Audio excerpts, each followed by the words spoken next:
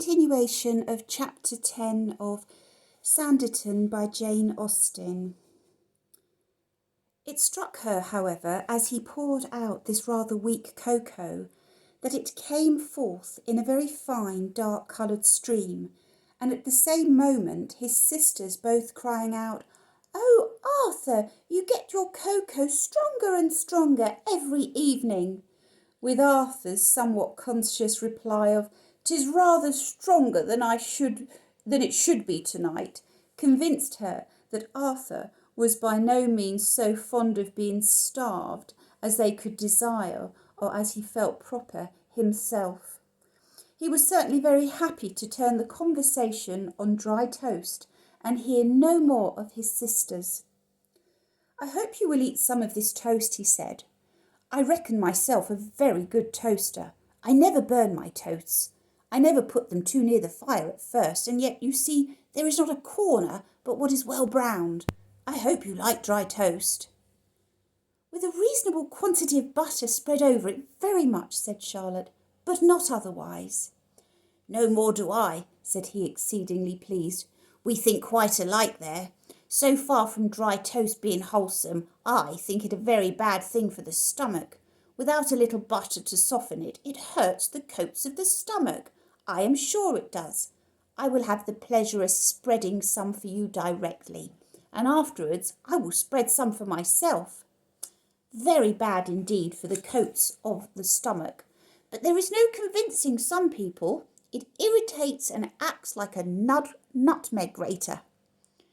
He could not get command of the butter, however, without a struggle, his sisters accusing him of eating a great deal too much and declaring he was not to be trusted, and he maintaining that he only eat enough to secure the coats of his stomach, and besides, he only wanted it now for Miss Hayward. Such a plea must prevail. He got the butter and spread away for her with an accuracy of judgment which at least delighted himself. But when her toast was done, and he took his own in hand, Charlotte could hardly contain herself as she saw him watching his sisters while he scrupulously scraped off almost as much butter as he put on, and then seize an odd moment for adding a great dab just before it went into his mouth. Certainly, Mr. Arthur Parker's enjoyments in invalidism were very different from his sisters', by no means so spiritualised. A good deal of earthly dross hung about him.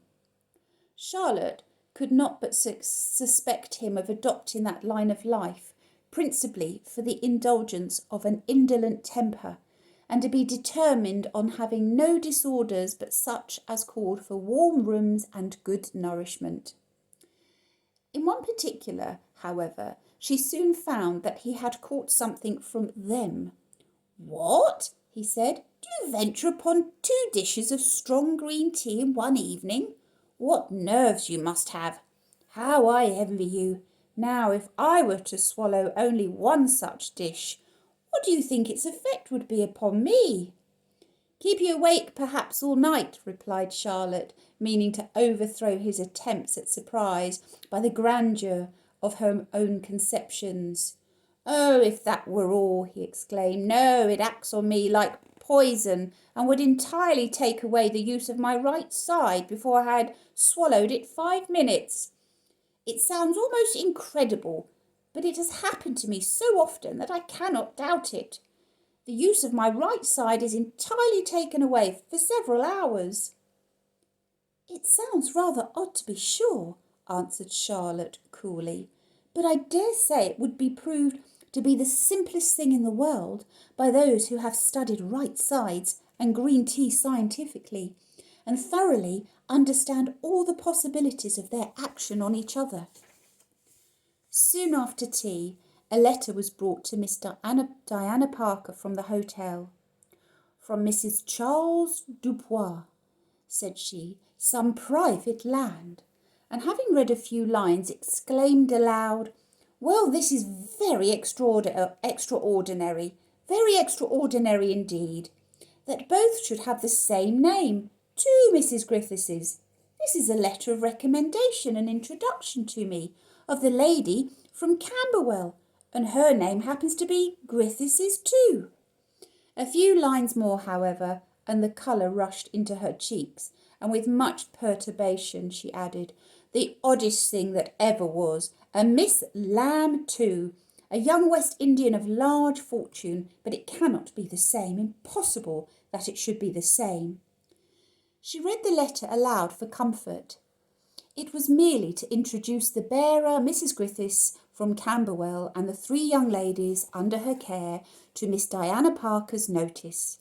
Mrs. Griffiths, being a stranger at Sanditon, was anxious for a respectable introduction, and Mrs. Charles Dupois, therefore, at the instance of the intermediate friend, provided her with this letter, knowing that she could not do her dear Diana a greater kindness than by giving her the means of being useful.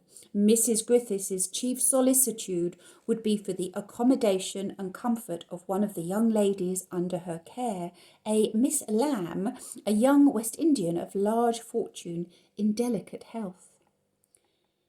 It was very strange, very remarkable, very extraordinary, but they were all agreed in determining it to be impossible that there should not be 2 families, such a totally distinct set of people as were concerned in the reports of each made that matter quite certain.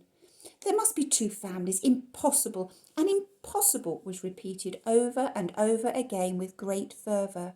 An accidental resemblance of names and circumstances, however striking at first, involved nothing really incredible, and so it was settled. Miss Diana herself derived an immediate advantage to counterbalance her perplexity. She must put her shawl over her shoulders and be running about again. Tired as she was, she must instantly repair to the hotel to investigate the truth and offer her services. End of chapter 10.